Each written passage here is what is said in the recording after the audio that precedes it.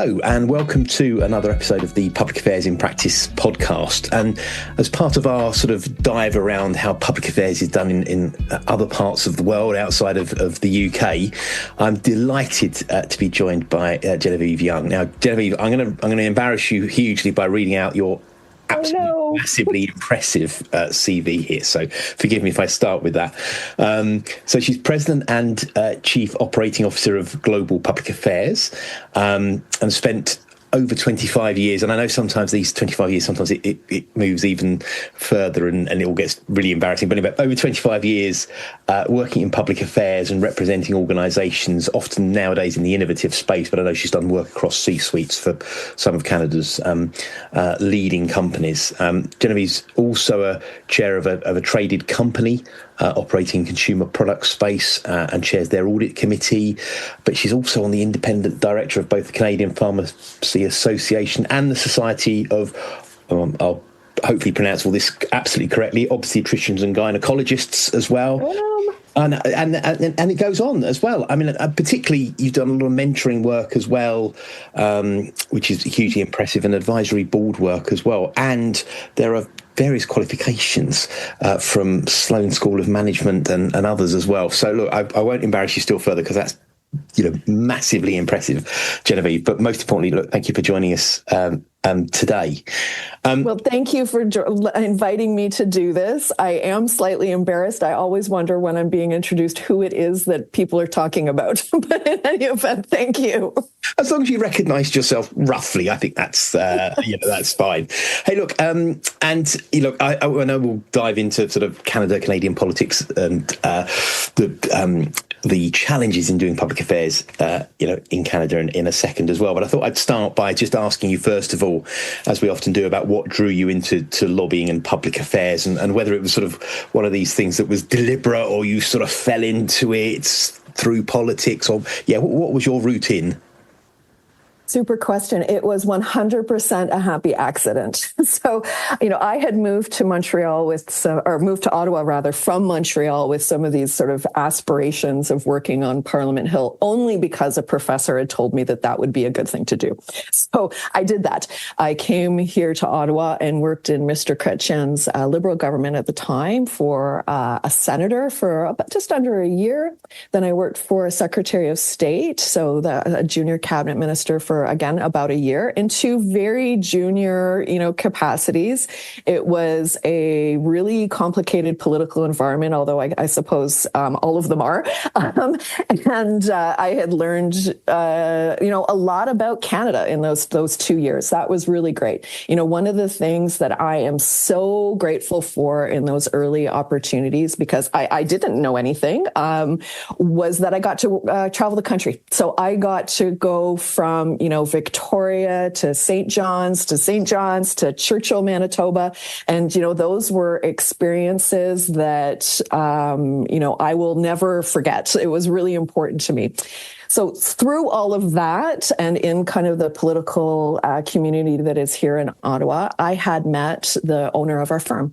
So he, I knew him for about a year. He offered me a job into what was a very small firm that he had just joined. He was working in Mr. Chrétien's Prime Minister's office for a period of time, and he just joined this smaller firm. And so I became the sixth employee, and I had absolutely no idea what it was that I was getting myself into. I had no idea that I would stay as long as I had. But, what I did know in those early days was that there was a lot of really interesting things to learn. And I clearly had a lot of learning to do.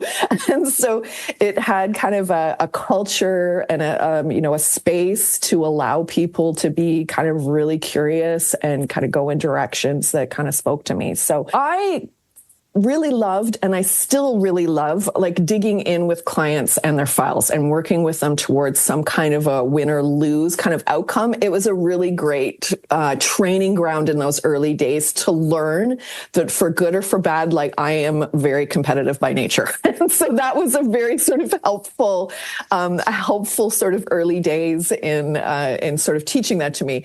Obviously a lot has changed in our organization since those early days. And, now we're a team of 90 from coast to coast, but it all started when we were just sort of about 10 of us here in Ottawa. That's fun. And were you always a sort of a bit of a political? I'm never quite sure whether it's a geek or a nerd, but was that bit always in your in your mind as well, or not so much? A little bit. I mean, I was politically active. I did volunteer work in the city where I grew up in Kingston, Ontario, for our local member of parliament. When I was in university in Montreal, I certainly worked on a few of the campaigns. But over many years, and even working in government, I actually learned that I'm not an overly partisan person, and that was something that I did not enjoy as part of kind of my kind of early training. I learned, I think, through all of that, and maybe many years forward, that what I'm really interested in, and I'm still interested now, is how government thinks and how government makes decisions. And so that, again, I don't know that I knew that when I was in my early 20s, but that's certainly what I've gravitated to now. Because I must admit, in my ignorance, my knowledge of Canadian politics is, limited probably to, Trudeau and, prime ministers. And obviously he's not the prime minister now either, is he? But anyway, Mark Carney. But so I'm already going back a few years already. But that's the sort of level of understanding that we get here in the UK about sort of Canadian politics. And obviously your political system is quite a bit different to the one that it is. We have a little bit more devolution nowadays, and we've got some important mayoralties across England. And obviously, devolution, Scotland, Wales, Northern Ireland is now quite well established and is there. But you're very different. You've got the provinces. You've got those parts of the country which have their own powerful parliaments. I guess most of them are. So how does that work in terms? I'm interested in how that works in terms of the sort of lobbying in Canada as the centre, as opposed to the different provinces, and how you navigate that really. Yeah, I mean, it's a great question. And often when I'm talking to international audiences and often to Europeans, I mean, we sort of say that Canada is kind of like a mini European Union, again, for good and for bad. So, it is, it's a really fundamental distinction, and is fundamentally important when you're thinking about public affairs. So, you really do need to have a grounding in understanding kind of what the division of powers is between the federal government that's located here in Ottawa, and then what the levers are between the federal government and individual provinces. And then sometimes even more so, because our economy is so different across the country, the individual provinces and how they interact together and how they form kind of coalitions of interests around particular sectors of the economy. Then you add in your Indigenous communities on top of that. That causes, a really kind of interesting and important, positive contribution or tension point that needs to be understood. And then if you take Canada zoom it out a little bit more and sort of look at all of our kind of our external trading partners and how that works in and around our country, it's really difficult to advance a complex public affairs issue or a strategy without understanding all of those layers. So, I think that kind of national lens is obviously like far more critical at the federal level. And so there's similarities across the country as well. I think it's also important to say that the provinces are very different. Like what the needs are of somebody in or economically in Newfoundland, is totally different than somebody on Vancouver Island. And, somebody in Vancouver Island might have something more in common from a policy perspective with California than they do with Quebec. And so from a stakeholder perspective and kind of a lobbying perspective, the list of stakeholders that the federal government needs to consult with and engage with is obviously much larger and much broader. And so it just takes more time, and it's longer cycles in terms of regulatory and policy development than it would be at the provincial level, which can be slightly more tactical, I suppose, in terms of kind of how you're thinking about it. I'd also say that because of that kind of broader perspective, the politics of the day tends to play a little bit more of a role at the provincial side in decision makings than it would at the federal level. And I'm not trying to suggest that politics aren't important federally, but it's just that may not be where kind of the balance of thinking is. We always have, and kind of the ethos of our firm is that we always want to have a kind of whole of government approach. So, outreaching to senior officials and, all of those, the other sort of people that are in and around a government's ecosystem, that's always advisable and normally helpful, but that is usually, less of a priority at the provincial level than it would be federally.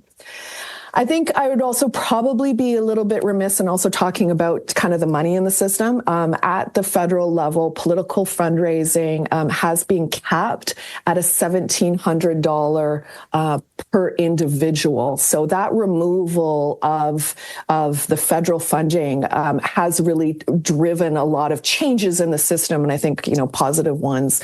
There's not that kind of expectation a la Washington that there's fundraising expectations that kind of go along with kind of a federal file. That is not the case at the provincial level. And so that is not all provinces, but certainly some have that as an equation. So that's also why you see more influence of the political nature of things, or the emphasis of the political nature of a file at the provincial level. I'd also be a little bit remiss in sort of saying, as I've sort of collected these different levels of government and tried to connect them, but we also have some very massive municipal governments. I mean, we have the city of Toronto that would have a city budget that is larger than some of our provincial governments.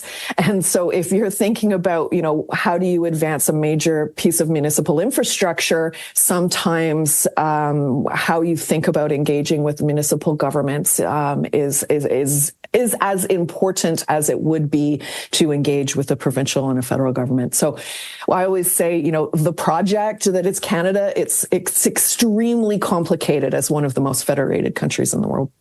And do you find that you have to then explain that to clients as well? Because even here, in that sense, we have a much simpler version, I guess. But even under those circumstances, you often find that you have to sort of explain to clients how the system works, what the processes are, how long it will take. So that's part of the public affairs, advisor's role. But presumably, again, given what you've just said about those different levels and the municipalities, etc., you probably have to go through that with clients as well. For sure. I mean, we have all kinds of clients who, I'll say we have loads of sophisticated clients who truly understand what Canada is all about. And, and we're just there to kind of accelerate their efforts. But we often have, international clients who come here and just absolutely do not understand kind of where all the levers are and what, who makes decisions and how and what chain and, what kind of decision-making paths are available. And we certainly have, I can point to specific examples where a client would come in and thought they had issue X, but in fact, once you start digging into it, they have issue Y, and it's something that's completely different that they didn't really appreciate because they just didn't understand. And you can understand, I completely am sympathetic to that because that's not their job. And so, they have businesses to run and other things to do. Their job is not to be the expert on the very strange interconnected regulatory scheme on some, consumer products file. So that's our job. They can bring that to you. Exactly. They can bring that to you.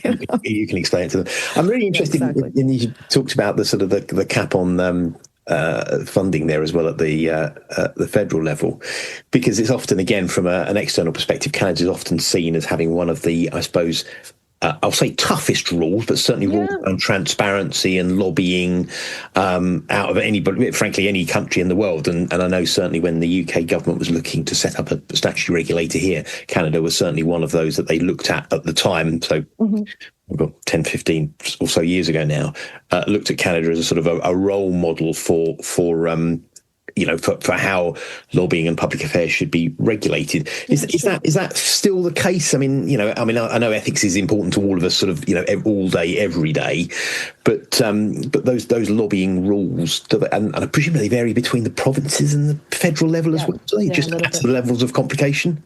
Yeah, yeah, for sure. And listen, I'd have a strong bias towards a robust system. I think that they are important. I think, again, from a competitiveness perspective, I think that has also been part of our competitive advantage, is to take the system very seriously and think about the trust that we are given to, by our clients to operate in a very, very high ethical standard. And obviously, the higher the bar is, that does push out some of the players at kind of the bottom and the margins who aren't kind of looking at the rules in the way in which we are as an organization. So generally, I know if I zoom out from my own personal bias and perspectives on this, I think that the transparency is a very important aspect of our system. And I think it's also because Canadians expect to have clarity around these issues and want to understand how decisions are made and who has access to decision makers. That's fair. I think there's a pretty low tolerance, certainly more at the federal level, for perceived issues of unfairness. So I think if we're kind of looking a little bit more narrowly into the regimes themselves, the federal and the provincial lobbying regimes, they work well. There's an appropriate amount of onus on individual lobbyists to kind of disclose. There are additional levels of kind of disclosure at the federal level. So for instance, a federally regulated lobbyist has to disclose individual meetings that they are doing on behalf of and with a client on a monthly basis. I think that makes it extremely transparent. Is that onerous from an administrative perspective? Yeah, of course it is. A company of our size, however, can kind of deal with that. And again, it comes back to some of our competitive advantage. That all said, there has been a trend over the last, let's say 5 years or so, to tighten up some of these rules even more. The federal lobbyist commissioner has a package of reforms that she's been looking at for, I think about 5 years or so, that she would like to enact as part of the current statutory review. So the legislation in question is going to be before parliamentary committee in the coming months. And she has a number of things that she wants to tighten up. One of them is around hospitality, social functions, and other kind of gray access areas. I mean, I'm not sure if that's the exact term for it, but it's one that I've just made up. Well, no, but I think we would all recognise what you mean by that, as well. And that's really interesting, because that effectively the onus is much more on yourselves to do the disclosure. So, absolutely, it is on ours, and we have a whole internal kind of administrative process that ensures that on a monthly basis we are on top of what we need to do for every single client. And again, as with similar statutory regimes, presumably if you get it wrong, there's quite a big fine or rap across the knuckles that come your way, which again is important for you, but as you rightly say, reputation of clients as well. Yeah. And listen, I think we're the only organization as well as when we've identified problems that we've made. If we had a crack in our admin system, we went and to the commissioner and say, listen, we made a mistake.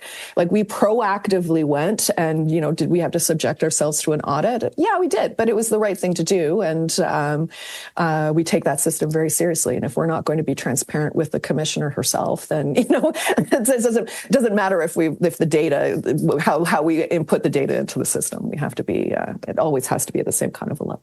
And do you think that's helped with issues of trust of sort of lobbying and public affairs? Has it helped? I'm not sure if it can help politicians, because sometimes, the nature of politics and politicians across the world is often means that they're not well trusted. So, I don't think it's anything to do with public affairs and lobbying, but has that sort of helped, having that stricter regime in place as well?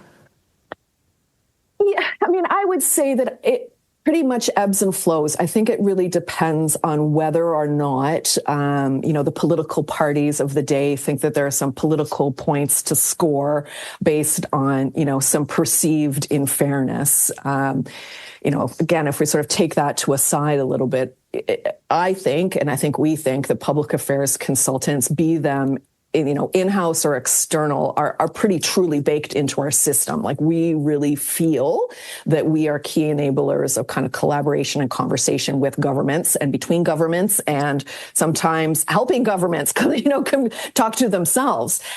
Certainly, a really good public affairs consultant is going to be able to advance a particular issue or, find a way to collaborate with government itself as an entity. So the times in which there are, kind of access scandals are more often than not around things to be not in the overall public interest or kind of catering to a small, usually privileged minority. So I think that that's kind of where the political points are usually scored. It's not necessarily about lobbyists themselves. So I think they're pretty well perceived by government officials in Canada. An interesting little note that the preamble to the actual piece of legislation that governs our profession actually says that lobbying is an important part of the democratic process. So that's right in the preamble. And so I think most government officials, be they political or at, senior levels of the bureaucracy, kind of approach lobbyist work in that vein, or at least sort of think about it like that. There is a view, thankfully, that, the good lobbyists can kind of really help streamline a client's efforts and kind of make it really so much easier for a government official to understand and engage with. I think another kind of adjacent C to all of this, and I can speak more about this at the federal level, that part of this is there has been a very large and sort of long sort of super cycle of deterioration of policy making and stakeholder engagement capabilities of government itself. So that has happened federally for, a good sort of 10 or 15 years. So, unless stakeholders are kind of really actively engaging with government in some cases, there are very large policy and practice blind spots. And so that's really how this profession has kind of really have grown and developed and professionalized. But, I'd be very, very remiss in saying that this is sort of just because of lobbyists and professionals like us. There's two great organizations here, the Government Relations Institute of Canada, so GRIC, there's the Public Affairs Association of Canada, and I know they operate in your jurisdiction as well, that go above and beyond in kind of promoting the benefits of the industry and kind of help policy decision makers kind of get a better sense of kind of what the private sector looks like from our perspective. And in our experience, anyway, I can only speak to ours, they have done a very good job of kind of professionalizing the industry as a whole and provide, really good opportunities for lobbyists and other practitioners in our space to kind of profile the work and kind of demystify it a bit.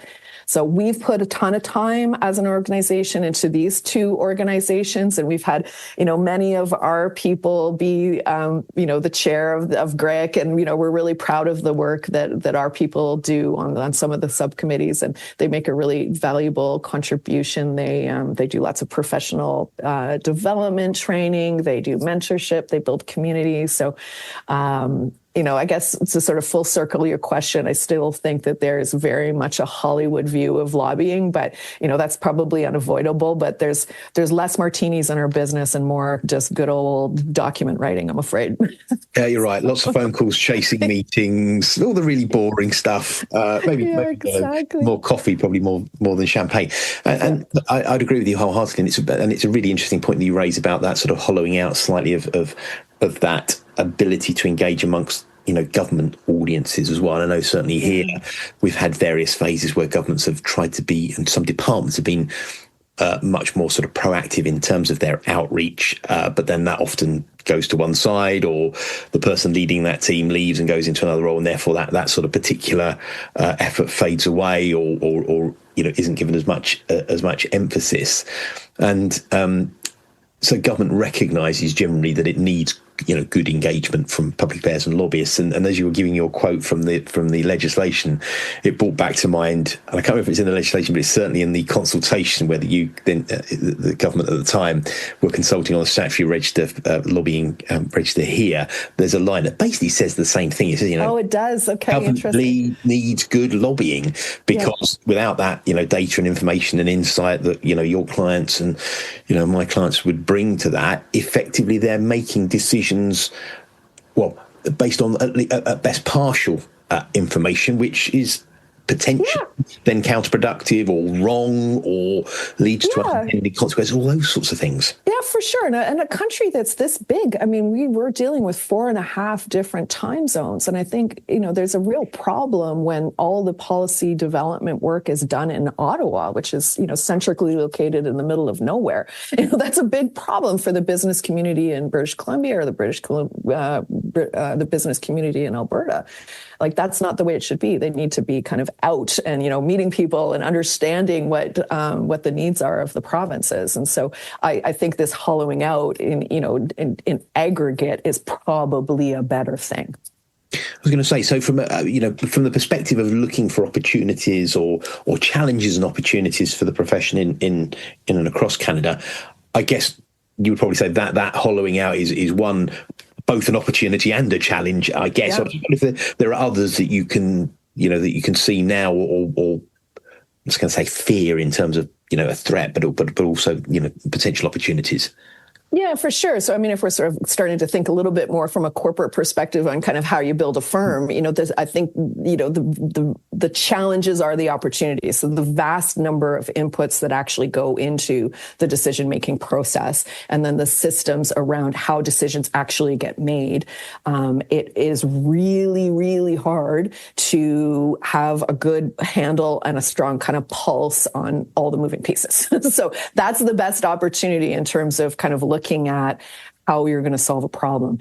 Building out a kind of a national coalition of interests, if it's a big national file, like that's where the really, really interesting work is. It's so fun to build a broad national consulting team that gets to be completely embedded into a client's team on something. Like that's how our young people really, really learn and grow and develop. Those kind of times and places where you can go to the public affairs toolkit and like pull out all the tools, like, the public opinion polling, how do you run media, traditional social, all the stakeholder engagement files, like pulling together some kind of multi-jurisdictional regulatory issue. That's where there's actually some really fun public affairs work. And it's very hard, but that I find that to be the most fun. There's also kind of for opportunities, if we were looking at it from kind of a business opportunity perspective, all of the kind of international multinationals that are working in Canada, or the large corporate and, Canadian companies that are working in all the jurisdictions at the same time, the ability or, their needs to set up kind of real-time monitoring in 13 jurisdictions, plus media, plus stakeholders, that's pretty exciting for somebody to sort of sit there and sort of say, well, how are you going to build a client service model and the standards and the expectations for our consultants to then supply all of that information to a client in a digestible way that's still, strategic, not, I guess in Canada, I can use the word snowing people with data. How do you kind of use that, how do you really sort of compact all of that information into ways in which a client can use in their own businesses as they're making very quick decisions and making big complex commercial decisions. So, I think that's really exciting. It is for me, but I think the complexity of a situation and Canada provides that complexity is certainly where our best work as an organization is done. And we've built out our platform to allow for that. So that's sort of fun. Yeah, no, that's and in terms of sort of just following on from that, in terms of policy areas or societal shifts or anything along those sort of lines that again, you don't have to give away any sort of trade secrets here, about the future growth strategy for the business. But are there particular policy areas that you think that's the one that Canada really, or indeed the provinces, but Canada is really going to be looking at, and therefore we as a business need to be paying particular attention to? Yeah, for sure. And sort of, back to some of the comments that we made before, the economy is different across the country. But I would say that this, rupture that we're in that keeps being talked about, that's fundamentally going to change kind of the shape of Canada's economy and how dependent Canadians are ultimately going to be on governments, sort of governments writ large, as we sort of contemplate what kind of support they're going to need to kind of succeed and thrive in their lives. So, it won't be a huge surprise when I answer your question. It's not trade secrets. I mean, it is going to be trade. It's going to be national security and defense. It's going to be our strategic industries. Canada's Canada. So energy, massive, massive file for us. And as we're going through, this new transition, that will always be a fundamental area of where we're going to be spending a lot of our time. But we also have a very complex healthcare system. Like, what does that mean when our government is going through this massive, economic change for the amount of money that can go into a system that needs to transform and develop? So, I mean, those are only two, but from a more proactive opportunity perspective, like pivoting Canada's industrial base and all of the associated supply chains that come along with that, north-south or east-west, that's really difficult. Like some of these changes that the Carney government is pursuing, that's going to very well take 10 years. And so that's a really long runway for public affairs activities to kind of influence and shape some of that implementation. The Carney government is really only up and running now. After a year. So there's I said, there's a lot of headway here for how we think about how this government is trying to really rewire the economy. So I think you add in some of the other comments that I made about just the different levels of government and how different governments are looking at what this means regionally. Like that is really complicated, and integrating some of these things across the country at the same time is a big deal. So I know in this current time and place that we're at, like everybody uses this word is, disruption. It's so overused in our current context, but it really is best suited to this sort of high level complex public affairs strategies that we're using. And disruption is always a good thing for public affairs. Indeed. Yes. You always need some level of uncertainty to help, to help clients through.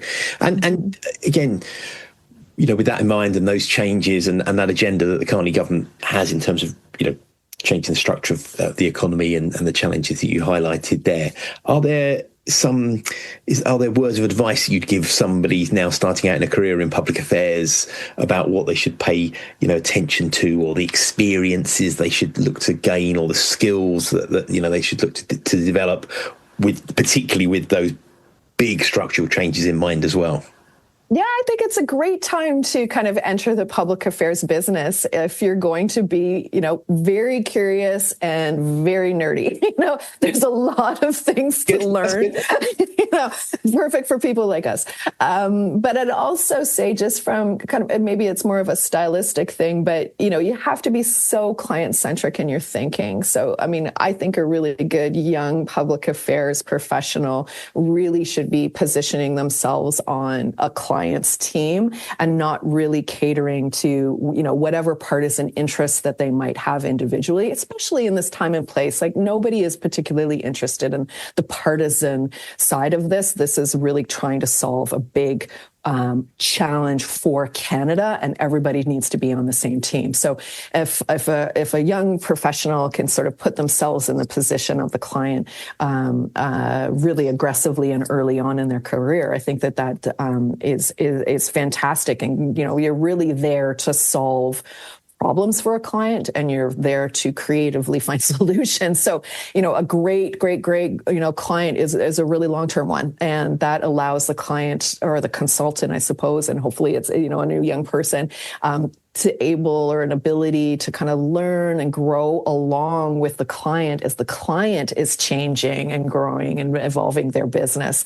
But I think that also necessarily means that, you need to be able to see the big long-term picture, and you need to be really interested in working hard. So, at the end of the day, for any of us, like, what are we doing? We're really trying to build trust with the client, and that takes a long time. And it's about those little things that that are really trivial sometimes, and it's the ability to get you into doing the bigger, sort of more strategic things. So no job is too small, I always say.